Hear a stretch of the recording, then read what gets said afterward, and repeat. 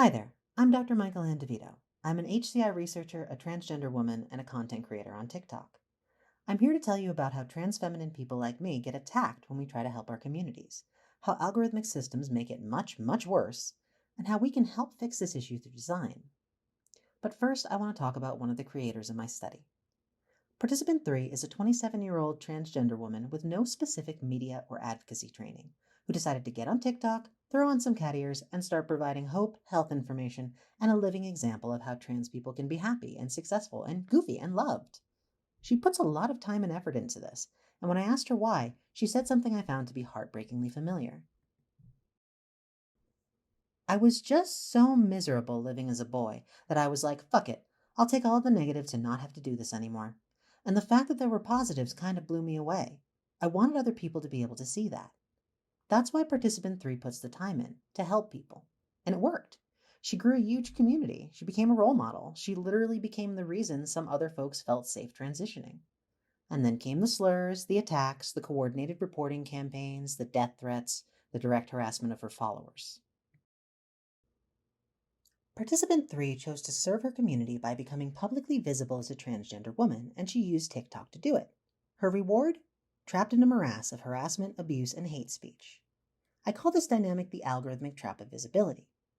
The algorithmic trap of visibility holds that trans people are offered algorithmic doors to visibility made up of affordances and features which can help boost one's visibility.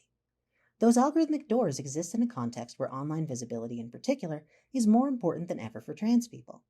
Online spaces and communities are how we connect with each other, advocate for ourselves, and provide material aid for those in our community who need it. The benefits of those spaces directly depend on folks who have opted to pursue the kind of visibility we're talking about, to take on the risks of becoming visible, to educate, to welcome, to protect, and to help. However, in the algorithmic trap of visibility, every algorithmic door to visibility is also potentially a trap. The traps are the design and policy decisions that determine what's acceptable. From the overall fact that you've given up ultimate control of who you're visible to a system that doesn't share your values, your sense of scale, or your particular safety concerns as a trans feminine person, to content moderation policies that don't count transphobia and transmisogyny as hate speech and leave trans feminine creators without a useful way to report harassment and abuse. And yet, we keep posting because we know those benefits of visibility are crucial. To keep achieving our goals in this kind of environment, we find algorithmic trapdoors to evade these now scaled, far more dangerous algorithmic traps. We come up with strategies and tactics which we can use to avoid, modify, or counter the unwanted outcomes of allowing our content and identities to be mediated by an algorithmic system. And that strategizing is powered by folk theorization.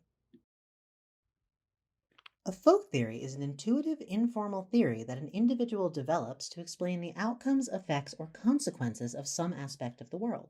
Here, folk theories are how we figure out how to navigate algorithmic environments, even though platforms refuse to tell us how they actually work. They're how we construct useful guesses and ways to think about what might be happening to our content and why, and how we start to think about how we might affect those outcomes ourselves, what algorithmic trapdoors we might slip through if abuse and harassment start coming our way.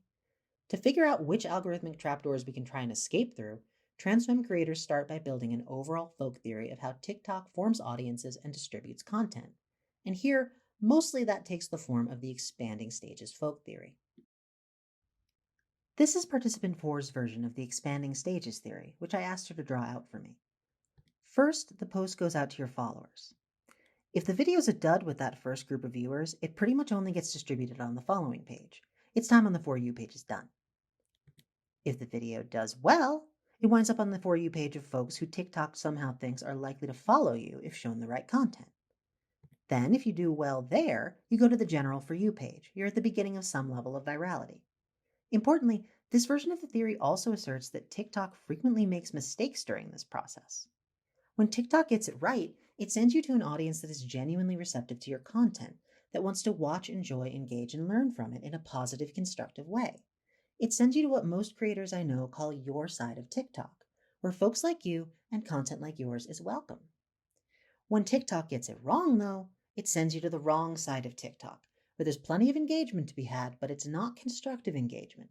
It's weaponized engagement. It's harassment, hate speech, threats, coordinated campaigns of abuse, and false reporting that can destroy useful, important communities. This is how the trap of algorithmic visibility works on TikTok. In all versions of the expanding stages theory, transfeminine creators are offered a door to visibility. Make content that folks engage with and engage those folks in turn, and we'll make you visible to wider and wider audiences, allowing you to do more and more good. But there's a trap. It just keeps happening.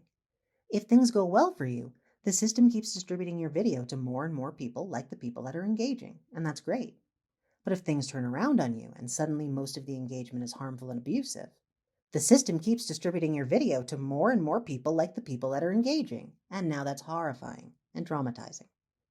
But transfem creators persist and engage in folk theorization along the lines I've described in my past work, forming folk theories like the expanding stages theory, which can act as frameworks for coming up with novel, strategic algorithmic trapdoors.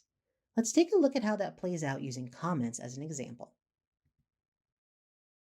Comments on TikTok can get very nasty, very fast, as participant 11, a trans woman who makes content about being trans feminine and Jewish, illustrates. It definitely started with a few comments from more conservative people that got responses from my more left-leaning audience, and then it really blew up over the course of 2 days. And then there was a 24-hour period in which it was being shown to neo-Nazis. Fights started happening in the comments, people would say some shit. That kind of engagement really seemed to spur the algorithm on. Working within an expanding stages folk theory, participant 11 thought through the situation, deciding that conversations not only drove visibility, but specific kinds of conversations with specific kinds of people drove visibility with those specific groups. That theorization then informed new versions of her strategies for moderating and responding to comments, for both herself and the moderators on her lives.